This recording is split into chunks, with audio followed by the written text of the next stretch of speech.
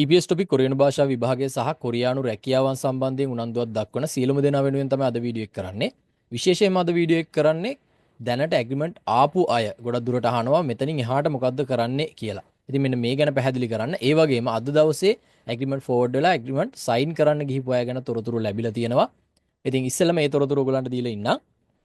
අද දවසේ 31 දෙනෙක් වගේ පිරිසක් ගිහින් තියෙනවා ඇග්‍රීමන්ට් සයින් කරන්න. දැන් ඔයගොල්ලන් බය වෙන්න එපා මේ 31යි ගිහින් තියෙන්නේ ඇග්‍රීමන්ට් අඩු වෙන්නේ නේද ඇවිල්ලා තියෙන්නේ කියලා. එහෙම දෙයක් නෙමෙයි. ඇග්‍රීමන්ට් ඇවිල්ලා තියෙනවා. නමුත් අර ෆෝවර්ඩ් වුණාට පස්සේ තමයි ඒගොල්ලන් සයින් කරන්න යන්නේ. ඉතින් සාමාන්‍ය ඇග්‍රීමන්ට් එකක් ඇවිල්ලා දවස් 2-3කින් ඒ ඇග්‍රීමන්ට් එක ආපු දවසේම ඊට පහුවෙනිද දවස් 2-3කින් දවස් 7කින් එහෙම ෆෝවර්ඩ් වෙන වෙලාවල් තියෙනවා.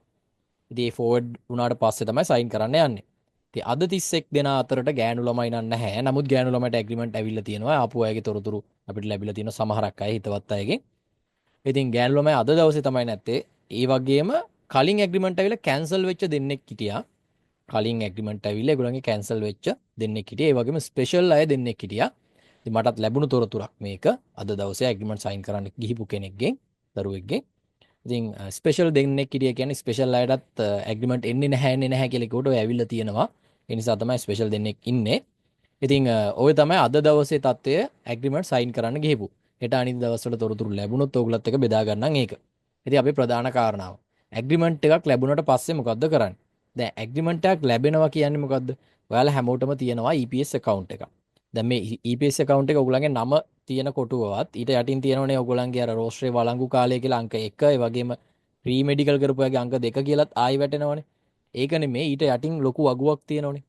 මෙන්න මේ වගුවේ 4 වෙනි කොටුවට තමයි අපි සාමාන්‍යයෙන් අර රැකියා සෙවීමේ ප්‍රගතිය කියන තැනට තමයි ඔයගොල්ලන්ට ඇග්‍රීමන්ට් එකක් ආවා කියන එක සඳහන් වෙන්නේ. එහෙම නැත්නම් ඔයගොල්ලන්ව 6 වෙන්නේ. ඒ 6 වෙනවා කියන්නේ කොරියාවේ ඉන්න සජන්නිම් කෙනෙක් ඔයාව සේවකයෙක් විදියට මිලදී ගන්නවා කියන එක. අන්න ඊට පස්සේ තමයි අපි ඇග්‍රීමන්ට් එකක් ආවා කියලා කියන්නේ. ඉතින් මුල් කොටු ටික ගත්තොත් මුල් කොටුව අපි එක චුට්ටක් කතා කරමු. මුල් කොටුව කියන්නේ සමත් කියන්නේ ඔයගොල්ලෝ එක්සෑම් සමත් වුණාට පස්සේ ඒක සමත් වෙච්ච දවසත් එක්ක වැටෙන එක. ඒ වගේම ඔයගොල්ලන්ගේ තොරතුරු මෙහෙන් සෙන්ඩ් කරාම තමයි යැවීම කියන එක වැටෙන්නේ. ඊට පස්සේ අපි හැමදාම මෙහෙන් යවුවෙන් පස්සේ කට අරන් බලාගෙන ඉන්නේ ඒක අනුමත වෙනකන්. ඊළඟ කොටුවේ තියෙන අනුමත වීම ඔයගොල්ලන්ගේ රෝස්ටරේ වළංගු කාලය. ඊට පස්සේ 4 වෙනි කොටුවට තමයි ඔයගොල්ලන්ව 6 වුණාම හෝ ඔයාලට මෙඩියේෂන් එකක් ආවම වැටෙන්නේ. ඊට පස්සේ ඊළඟ කොටුවට තියෙන රැකියා බලපත්‍රය නිකුත් කිරීම කියන එක. ඔයගොල්ලන් 6 වුණාම ඒ රැකියා බලපත්‍රය නිකුත් කරනවාද කියන එක එතන සඳහන් වෙනවා. ඊළඟට සම්මත සේවා කිවිසුම නිකුත් කිරීම නැත්නම් ඒක ෆෝවර්ඩ් වෙන එක තමයි සඳහන් වෙන්නේ. ෆෝවර්ඩ් වුණාට පස්සේ තමයි අපි සයින් කරන්න යන්නේ. අපිට මැසේජ් එක එන්නේ. ඉතින් දැන් ඕගොල්ලන්ට ඇග්‍රීමන්ට් එකක් ඇවිල්ලා ඇති. සමහරක් විට ෆෝවර්ඩ් වෙච්ච අය දැන් අද ගිහපු 31 දෙනාගෙන් කෙනෙක් මේක බලනවා නම් එයාලා මේ වෙනකොට අස්සම් කරලත් ඉවරයි. දැන් ඕගොල්ලන්ගේ ඇග්‍රීමන්ට් එක ෆෝවර්ඩ් වුණාට පස්සේ ඕගොල්ලන්ට අනිවාර්යයෙන්ම මැසේජ් එකක් එනවා. දැන් ඉස්සෙල්ලා මේක ෆෝවර්ඩ් වෙන්න ඕනේ. ෆෝවර්ඩ් වුණාට පස්සේ ඕගොල්ලන්ට මැසේජ් එකක් එනවා ශ්‍රී ලංකා විදේශ සේවා නියුක්ති කාර්යාංශයෙන්. ඕගොල්ලන් නම්බර් එකක් දීලා තිනේ. ෆෝන් නම්බර් එකක්. ෆෝන් නම්බර් එකක් දෙන්නේ නැති මෙන්න මෙහෙම කියන්නේ ඕගොල්ලන්ට ඇග්‍රීමන්ට් එකක් ආවම ඒ විස්තර ආපස්සට දැනුම් දීමන ෆෝන් නම්බර් එකක් දීලා තියෙනවා. අන්නේ ෆෝන් නම්බර් එකට මැසේජ් එකක් එනවා. ඒ මැසේජ් එකේ සඳහන් වෙනවා ඕගොල්ලන්ට අවශ්‍ය මුදල් ප්‍රමාණයයි ඕගොල්ලන්ට ගේන්න ඕන ඩොකියුමන්ට් ටිකයි ඒ වගේම ඔයාලා එන්න ඕන ටයිම් එක දිනය ඒ ටික එනවා ඕගොල්ලන්ගේ ඇග්‍රීමන්ට් එක ෆෝවර්ඩ් වුණාට පස්සේ. හරිද? නිසා ඕගොල්ලන්ගේ දීපු ෆෝන් නම්බර් එක ළඟ තියාගෙන සාමාන්‍යයෙන් ඒ කියන්නේ මැසේජ් ආවම බලන්න. ඇත්තටම නෝමල් මැසේජ් අපි චෙක් කරන්නේ නැහනේ. දැන් මම නම් පෞද්ගලිකව නෝමල් මැසේජ් බලන්නෙම නැති තරම්. එතකොට ඒ වගේ අය ඕන තරම් ඉන්නවා. මොකද WhatsApp එකට ගොඩක් අය හුරු වෙච්ච නිසා. නමුත් මේ දවස්වල ඇග්‍රීමන්ට් ආපු හැමෝම ඕගොල්ලන්ට එන කම්පැනි මැසේජ් ඕගොල්ලන්ගේ SIM එකෙන් එහෙම එනවනේ SIM අදාළ කම්පැනි වලින්. ඒව පවා බලන්න මොකකින්ද එන්නේ කියලා. ඒ මැසේජ් එකේ තමයි ඕගොල්ලන්ට විස්තර සඳහන් වෙන්නේ. ඉතින් ඕගොල්ලන්ට දිනයක් එක වෙලාවක් දේවි මේ මැසේජ් එකේ. ඉතින් සාමාන්‍යයෙන් ටයිම් එක නම් දෙන්නේ උදේ තමයි එන්න. හවස දෙන්නේ නැහැ. උදේ 8ට වගේ තමයි එන්න කියන්නේ. ඕගොල්ලන්ට ආසන්න වශයෙන් කියන්නේ සමස්ත මුදලම 1,42,505ක වගේ මුදලක් අපි නිකන් ආසන්න වශයෙන් තියමු 1,43,000ක විතර මුදලක් අවශ්‍ය වෙනවා මුලින්ම. මේකෙන් කොටසක් පස්සෙත් ගෙවන්න පුළුවන්. නමුත් මගේ උපදෙස ඒ කියන්නේ සාමාන්‍යයෙන් මේ මුදල එක සැරේට ගෙවන්න. ඒක ඔයාලට පහසුයි. නැති වුණොත් ඒක ටිකක් කරදරයි. මේ මුදල එක සැරේට ගෙවන්න. ඔන්න එහෙනම් ඕගොල්ලන්ගේ පළවෙනි කාර්යය දැන් ඇග්‍රීමන්ට් ආපු අය 1,43,000ක් හොයාගෙන තියන්න ඕන සහ කොළඹ යන ඒවට තවත් යම් කිසි මුදලක් අවශ්‍ය වෙනවා. ඉතින් එහෙම බලුවම 1,50,000ක් විතර ඕගොල්ලන් හොයාගන්න ළඟ තියෙනම් ප්‍රශ්නයක් නැහැ. එහෙම නැත්නම් කාගෙන් හරි ලෝන් එකක් හරි අරගෙන තියාගන්න. මේ මුදල ඕගොල්ලන්ට අවශ්‍ය වෙනවා. ළඟදිම දවසක බොහෝ දුරට හෙට අනිද්දා වෙනකොට ඕගොල්ලන්ට මේ මුදල අවශ්‍ය වෙනවා. ඒ වගේම මුදල් ටික මම වෙන වෙනම කියන්නම්. රුපියල් 35000ක මුදලක් අවශ්‍ය වෙනවා. ඒ 35000 මේ 1,40,2505ට අදාළ ගණන් ටික තමයි මේ අමතර ගේව නෙමෙයි මේ. ඒක ඇතුලේ තියෙන ඕගොල්ලන්ගේ ට්‍රේනින් ගාස්තු එක. ඒ කියන්නේ ඕගොල්ලන් දවස් 10 පුහුණුවට යන්න එතෙන්ට 35000ක් අවශ්‍ය වෙනවා. ඒ වගේම ඕගොල්ලන්ගේ වීසා ගාස්තු විදියට 19200ක් අවශ්‍ය වෙනවා. ඊට පස්සේ ඕගොල්ලන්ගේ අර බඳවා ගැනීමේ ගාස්තු කියලා ගන්න එකට 66278ක් අවශ්‍ය වෙනවා. ඒ වගේම ලියාපදිංචි ගාස්තුවට 22027ක් අවශ්‍ය වෙනවා. මෙන්න මේ ගණන් ටික තමයි 1,42,505ක් වෙන්නේ සමස්ත එකතුව. එතකොට ඒක අපි ආසන්න වශයෙන් 1,43,000ක් කියලා තිබ්බම යන එන වියදනුත් එක්ක 1.50ක් ඕගොල්ලන්ට අවශ්‍ය වෙනවා. ඊළඟට අපිට දැන් මේ මුදලට අමතරව ඩොකියුමන්ට් ටිකක් අවශ්‍ය වෙනවා. ඩොකියුමන්ට් කියලා ලොකු දෙයක් නැහැ. ඕගොල්ලන්ගේ පාස්පෝර්ට් එකේ කොපි 6ක් ඕන. ඒ කොපි 6 A4 කොළ වලට තමයි ගන්න කියන්නේ. ඒ වගේම ID එකේ ඔයගොල්ලන්ගේ ජාතික හැඳුනුම්පතේ කොපි 4ක් ඕන. ඒකත් අරගන්න කියන්නේ A4 කොළ වලට. ඉතින් ওই ටික තමයි ඩොකියුමන්ට් විදියට අවශ්‍ය වෙන්නේ. ඔයාලා ඔරිජිනල් පාස්පෝර්ට් එක ID එක ඒ ටික කොහොමත් අරන් යනවනේ. ඒ වගේම මේ කොපි ටික අනිවාර්යයෙන්ම අරගෙන යන්න. වැඩිපුර කොපි දෙක තුනක් අරන් යන්න හදිස්සි හරි අවශ්‍ය වුණොත් කියලා. ඒ වගේම මේ අඳින ඇඳුම නම් සාමාන්‍ය ප්‍රශ්නයක් නැහැ. ඇග්‍රීමන්ට් සයින් කරන්න යද්දී නම් ඊළඟ කාරණා තමයි පොලිස් රිපෝට් එක. දැන් ඔයගොල්ලන්ගේ ඇග්‍රීමන්ට් එක ආවා හරි ෆෝවර්ඩ් වුණා මැසේජ් එකක් ආවා දැන් සයින් කරන්න යන්න තියෙනම් හොඳම දේ සයින් කරන්න හෙට නම් යන්නේ අද පොලිස් රිපෝට් එක කැන්සල් කරාට කමක් නැහැ. හැබැයි අලුතම මම කියන්නේ දැන් 2024 පළවෙනි කාණ්ඩය එහෙම කරන්න යන්න එපා. ඒගොල්ලන් කියනකම් ඉන්න. මොකද ඒගොල්ලන්ට ගොඩක් දුරට 90%ක්ම ඒගොල්ලන්ට පොලිස් රිපෝට් සහ මෙඩිකල් ආපස්සට කරන්න අවශ්‍ය වෙන්නේ නැහැ. ඒගොල්ලන්ගේ ඒව කරපු ගමන්ම නිසා ඒගොල්ලන් මේ වැඩේ කරන්න එපා. අනිත් අය කලින් කැන්සල් කරාට කමක් නැහැ. නමුත් ගොඩක් වෙලාට SLBFE එකකින් කියන්නේ ඒගොල්ලන් කියනකම් කැන්සල් කරන්න එපා කියලා. ඒක ඕගොල්ලන් කැමැත්තක් කරන්න. ඉතින් යන දවසේ උදේ කැන්සල් කරාට කිසිම ප්‍රශ්නයක් නැහැ. ඕගොල්ලන් පොලිස් රිපෝට් එක කැන්සල් කරන්න. ඒ වගේම ඕගොල්ලන් ඇග්‍රීමන්ට් එක සයින් කරලා ආපු ගමන්ම පොලිස් රිපෝට් එක දාන්න. මොකද ඒක දාන්න පරක්කු වෙනකොට ඕගොල්ලන්ගේ පොලිස් රිපෝට් එක ආයෙත් SLBFE එකට ලැබෙන්න ප්‍රමාද වෙනවා. ඉතින් ඔන්න ඕගොල්ලන්ට තව වියදමක් යනවා පොලිස් රිපෝට් එකට රුපියල් 5000ක් වගේ යනවා පොලිස් රිපෝට් එකට. සහ ඉතින් ඕගොල්ලන් දන්නවා කවුරුත් දන්නවා ඉතින් ලංකාවේ වැඩේ හරියට කරගන්න නම් ගමේ පොලිසිය ඕගොල්ලන්ව විමර්ශනය කරන කෙනාටත් පොඩි ගාණක් දෙන්න වෙනවා. ඉතින් නැත්තම් වැඩේ ඉක්මන් කරගන්න බෑ. එහෙන් බලමු රුපියල් 6000ක් 7000ක් විතර යනවා පොලිස් රිපෝට් එකට අර අමතර වියදමත් එක්ක. ඉතින් ඔන්න තව වියදමක් ඕගොල්ලන්ට රුපියල් 5000ක් හෝ අර අමතර වියදම් එක තව පොඩි ගාණක් යනවා ඇග්‍රීමන්ට් ආපු අයට පොලිස් රිපෝට් එක අලුත් කිරීමේදී. ඒ වැඩේ ඉක්මනින්ම කරගන්න ඕගොල්ලන්ගේ ඇග්‍රීමන්ට් සයින් කරපු ගමන්ම ඒක පහු කරන්න එපා. පහු වුණොත් ඒක ඕගොල්ලන්ට පොඩ්ඩක් කරදරයක් වෙන්න පුළුවන්. මොකද රිපෝට් එක පහු වෙලානේ ලැබෙන්නේ. ඒක නිසා. ඊළඟට ඕගොල්ලන්ගේ මෙඩිකල් එක රීමෙඩිකල් කරන්න අවශ්‍ය නම් දැන් අලුතෙන්ම වෙබ් එකට වැටිච්ච අයට බොහෝ දුරට රීමෙඩිකල් කරන්න කියන්නේ නැහැ. අනිත් අයට රීමෙඩිකල් කරන්න ඩේට් එකක් ලැබෙයි. ඒ ඩේට් එකට ඕගොල්ලන්ට අදාළ හොස්පිටල් එකට ගිහිල්ලා රීමෙඩිකල් කරන්න තියෙන්නේ.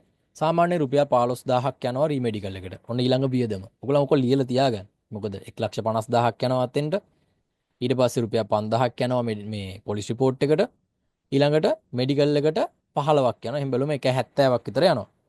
එතකොට මෙඩිකල් එකෙත් 16මාරක් විතර යනවා ගෑනු ළමයි නම්. මොකද ඒගොල්ලන්ගේ අර ගර්භණී භාවය පරීක්ෂා කිරීමකුත් කරනවා. ගෑනු ළමයිට පිරිමි ළමයිට එහෙම ප්‍රශ්නයක් නැහැ. ඒගොල්ලන්ට 15000ක් වගේ යන්නේ. ඩර්ඩන්ස් එක ජයවර්ධනපුර එහෙම නැත්නම් ලංකා හොස්පිටල් ඔය තුනේ එක තමයි ඕගොල්ලන්ට මෙඩිකල් කරන්න වෙන්නේ. හරි. දැන් ඔයගොල්ලන්ට ඇග්‍රීමන්ට් එකක් ආව මූලිකවම යන වියදම් ටික තමයි ඔය. 1,42,505ක් යනවා ඔයගොල්ලන්ට විදේශ සේවයකට ගෙවන්න ඕන මුදල. ඒ වගේම පොලිස් රිපෝට් අලුත් කරන්න 5000ක් මෙඩිකල් එකට 15000ක්. ඕක තමයි මූලිකවම යන මුදල සහ ගමන් වියදම් ටික. ඊට පස්සේ අපිට තියෙන ප්‍රධාන ප්‍රශ්නේ තමයි ට්‍රේනින් එක. දැන් මේ ට්‍රේනින් ඩේට් එක දැන් මේ පාර ඇග්‍රීමන්ට් ආපු අයට අවුරුද්දෙන් පස්සේ වැටෙයි බොහෝ දුරට. දැන් අද සයින් කරපු අයටත් මම හිතන්නේ නැහැ අවුරුද්දට කලින් වැටේවි කියලා. මොකද අවුරුද්ද දවස් ටිකේ නිවාඩුවක් ඒ ට්‍රේනින් සෙන්ටර්ස් වලට සෙට් වෙන නිසා අවුරුද්දෙන් පස්සේ තමයි ඔයගොල්ලන්ට බොහෝ දුරට ඩේට් වැටෙන්නේ. ඒක අපිට හරියටම කියන්න බෑ. ලංකාවේ ට්‍රේනින් සෙන්ටර් දෙකක් තියෙනවා. තංගල්ලේ සහ හාලියල තියෙන සෙන්ටර්ස් දෙකේ තමයි ඔයගොල්ලන්ට ට්‍රේනින් තියෙන්නේ. මේ දින 10 පුහුණුව තියෙන්නේ. එතකොට දින 10 පුහුණුවට ඔයගොල්ලන් සල්ලි ගෙවලා තියෙන්නේ. ගොඩක් අයට තියෙන ප්‍රශ්න දැන් දින 10 පුහුණුවට අවශ්‍ය බඩු ටික සූදානම් කරගන්න ඕන. බඩු ලිස්ට් එක ගැන මේක නම් ටිකක් වීඩියෝ එක දිග වෙයි. මම ඔයගොල්ලන්ට වෙනම කලිනුත් කරලා ඇති මම අලුතෙන් වීඩියෝ එකක් දාන්නම් විස්තර ටික දෙන්නම් බඩු ලිස්ට් එක කොහොමද අවශ්‍ය වෙන්නේ කියලා මොන විදියට සූදානම් කරගන්න ඕන කියලා. ඉතින් මේ බඩු ලිස්ට් එක අලුතෙන්ම ගන්න යන්න එපා. දැන් බැලුවොත් ගමක ඕන තරම් ඉන්නවා කොරියන් ගිහිපු අය. ඔයාලගේ යාළුවෝ ඇති. ඒගොල්ලෝ ගාවත් ඇති මේ බඩු ගත්තේවා. පුළුවන් තරම් එහෙම හොයාගන්න. මොකද අමතර වියදම් අඩු කරගන්න දැන් ඇග්‍රීමන්ට් එකක් ආවට පස්සේ ඔයගොල්ලන්ට ඉස්සරහට ටිකක් ලොකුවට වියදම් යනවා. අපි කියන්නේ අපිට නොදැනී අපේ අතින් වෙන වියදම් ප්‍රමාණයත් වැඩි වෙනවා. ඒ නිසා ඔයගොල්ලන් දැන් සුදු ෂර්ට්, කලිසම්, බෙල්ට් ඒ වගේ දේවල් ගොඩක් වෙලාවට තියෙනවා ගොඩක් අය ගාව. එහෙම නැත්නම් කාගෙන් හරි ඉල්ල ගන්න පුළුවන්. ඉතින් එහෙම කරලා අත්‍යවශ්‍යම ටික දැන් අර PT කිට් එක එහෙමනම් කලින් කරපු අයගේව පාවිච්චි කරන්න බෑ. මොකද මඩ ගෑවිලා සවුත්තු වෙලා. ඒ නිසා අන්න ඒවා ඒ කියන්නේ අත්‍යවශ්‍යම ටික ගන්න ඕනම ටික අරගන්න අනිත් ටික කොහෙන් හරි අපි කියන්නේ ටෙම්පරියක් ගහ ගන්නවා කියලා. එහෙම හරි හොයාගන්න try කරන්න බඩු ටික. එතකොට ඔයගොල්ලන්ට වියදම යම් තාක් දුරකට සීමා කරගන්න පුළුවන්. නැත්තම් රුපියල් 25000 30000ක් විතර යනවා අලුතෙන්ම ට්‍රේනින් එකට බඩු ටික ගන්න ගියොත්.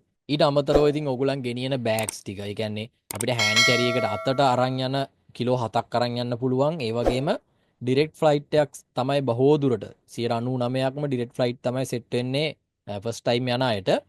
ඒකට කිලෝ 30යි කියලා SLBF එකේ සඳහන් වුණාට කිලෝ 40ක් අපිට අරන් යන්න පුළුවන්. හැබැයි කිලෝ 40 තනි බෑග් එකකට ගහන්න බෑ. බෑග් දෙකකට ගහන්න ඕන. ඔයගොල්ලන් කිලෝ 40ම අරන් යන්න බලාපොරොත්තු වෙනවා නම් එතකොට අපි බෑග්ස් අරගන්න ඕන.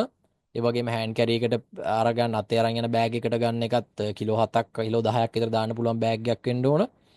ඊළඟට ඕගොල්ලන් අර විදේශ සේවාවයෙන් කියනවා ඒක අනිවාර්යෙන් අරන් එන්න කියලා. අර ඇඟ හරහට දාන බෑග් එක තියෙන සයිඩ් බෑග් එක. අර මිනි ට්‍රැවලින් බෑග් කියලා කියන්නේ. ඒ බෑග් එක අනිවාර්යෙන් අරන් එන්න. ඒකේ ඕගොල්ලන්ගේ ටිකට්ස් එතකොට ඔක්කොම ඩොකියුමන්ට් ටික ඒකේ තියාගන්න කියලා කියන්නේ. එක වතාවක එක ළමයෙක්ගේ අතින් මම හිතන්නේ ඩොකියුමන්ට් ටික අස්ථානගත වෙලා මොකක් හරි ප්‍රශ්නයක් වෙලා තියෙනවා. ඒක නිසා එහෙම තියාගන්න කියනවා. එතකොට ඔයගොල්ලන් මේ බෑග් එකකුත් බොහෝ දුරට කොල්ලෝ ගාව නම් ඔය වගේ බෑග්ස් තියෙනවා. ඉතින් අලුතෙන් ඒ ටික අරගන්න ඕන. මෙන්න මේවට ඔයගොල්ලන්ට වියදම් යනවා. ඊට අමතරව ඔයගොල්ලන්ගේ බඩු ටික ඔයගොල්ලන් අරන් යන බඩු ටික ඉතින් ඒවා එක එක්කෙනාට අනුව වෙනස් වෙනවා. ඉතින් ඒකට යම්කිසි වියදමක් යනවා. සහ ඩොලර් 200ක් විතර අරන් යන්න කියලා කියනවා. ඉතින් ඩොලර් 300ක් විතර අරන් ගියත් කමක් නැහැ. ඩොලර් 300ක් කියන්නේ සාමාන්‍යයෙන් බැලුවම අපි නිකන් ගත්තොත් දල වශයෙන් ගත්තොත් රුපියල් 9000ක් විතර අපි හිතමු රුපියල් ලක්ෂයක් මාරු කරගත්ත කියලා. රුපියල් ලක්ෂයක් මෙහි සල්ලි වලින් ලක්ෂයක් විතර මාරු කරන් අරන් ගියාට කමක් නැහැ. ඉතින් එච්චර අවශ්‍ය වෙන්නේ නැහැ ඔයගොල්ලන්ට. සාමාන්‍යයෙන් මාන් 5ක් විතර අවශ්‍ය වෙනවා. එහෙ ඔයගොල්ලන් ට්‍රේනින් සෙන්ටර් එකේදී ඔයගොල්ලන්ගේ account එකක් ඕපන් කරනවා ඒකට. ඒ වගේම ඔයගොල්ලන්ගේ කාඩ් එක හදාගන්න සාමාන්‍යයෙන් සම්මානෝෂන් විතර යනවා. ඉතින් ඔය ටික තමයි යන්නේ. ඊට අමතරව ඉතින් එහෙම මොන හරි අවශ්‍යතාවයකට සල්ලි ඕන වුණොත් තමයි මේ සල්ලි අරගෙන යන්නේ අපි. ඊළඟට ටිකට් එකේ සල්ලි. දැන් ටිකට් එකේ මුදල ගැන ගොඩක් අය අහනවා ඇග්‍රීමන්ට් ආපු අය. ටිකට් එකේ මිල අඩු වෙලා තියෙනවා. ලක්ෂ 3නුත් පල්ලෙහාට අඩු වෙලා 270 ගානට වගේ අඩු වෙලා තියෙනවා. ඉතින් ඕගොල්ලන් ලක්ෂ 3ක් විතර රෙඩි කරගන්න. ලක්ෂ 3ක් රෙඩි කරගන්න ටිකට් එකට. ඉතින් මම දන්නවා මම මෙහෙම හරි ලේසියට ලක්ෂ කියලා ගණන් කිව්වට ඕගොල්ලන් හරි අමාරුවෙන් තමයි ලක්ෂයක් කියන්නේ සෙල්ලම් ගාණක් නෙමෙයි ලංකාවේ මේ තියෙන තත්ත්වෙත් එක අපිට. ඉතින් නමුත් ඕගොල්ලන්ගේ හීනට යන මේ මුදල් අවශ්‍යයිනේ. ඒ නිසා තමයි මම කලින්ම මේ වීඩියෝ එක දැම්මේ. දැන් තවම දීවරාංශයේ එහෙම ඇග්‍රීමන්ට් එන්න ගත්තෙත් නැහැ. නිෂ්පාදනත් ඇවිල්ලා ඉවර නැහැ. හැබැයි ඕගොල්ලන් මේ ටික රෙඩි කරගෙන තිබුණොත් ඕගොල්ලන්ට ඉතාමත්ම පහසු වෙනවා නිකන් අර නැත්තම් අර හරිම ස්ට්‍රෙස් නේ. මොකද සල්ලි හොයාගන්නේ කොහොමද කියලා මාර අවුලකට වැටෙනවනේ. එක්ක ලෝන් එකක් ගහන්න විදියක්. ඕගොල්ලන්ට BOC එක හරහා, ඒ කියන්නේ විදේශ සේවා එක හරහා මේ වීසා එකත් එක්ක ඕගොල්ලන්ට සල්ලි අරගන්න පුළුවන් ලෝන් එකක් ගන්න පුළුවන් ලක්ෂ 6ක වගේ ලෝන් එකක් දෙනවා. ඉතින් මගේ අදහස නම් ඒ ලෝන් එක ගන්නවට වඩා ලේසි වෙන ක්‍රමයකින් ඕගොල්ලන්ට ලෝන් එකක් ගන්න පුළුවන් නම් අර ලෝන් එකේ ප්‍රශ්න නැහැ. ඒක අරන් යන අය ඕන තරම් ඉන්නවා. ඉතින් වෙනම ලෝන් එකක් ගන්න පුළුවන් නම් ඒත් හොඳයි. සමහරක් අය කාගේ හරි මුදල් ඉල්ල ගන්නවා. ඒක ඔයාලගේ විදියක්. කොහොම හරි ඕගොල්ලන් මෙන්න මේ කිව්ව ටිකට අදාළව මුදල් රෙඩි කරගන්න හරි මුදල් හොයාගන්න. අපිට මෙහෙම වුණොත් මේ මුදල ගන්න ඕන. ඒක කොහොමද හොයාගන්නේ කියලා ක්‍රමයක් හරි හදාගන්න. ඉතින් ඇග්‍රීමන්ට් එකක් ආපු අය ඔන්න ඔය කාරණා ටික තමයි දැන් කරන්න ඕන. ඉතින් මම හිතනවා ඇග්‍රීමන්ට් ආපු අයට ලොකු අදහසක් එන්න ඇති කොහොමද අපි ඉස්සරහ වැඩ ටික කරගන්නේ කියලා. ඔයගලන්ට අවශ්‍ය මුදල් ටික තමයි ප්‍රධාන ප්‍රශ්නේ. ඇත්තටම මේකෙදි මුදල් තමයි ප්‍රධාන ප්‍රශ්නේ. මේ මුදල් ටික හොයාගන්න සහ කලබල වෙන්න එපා.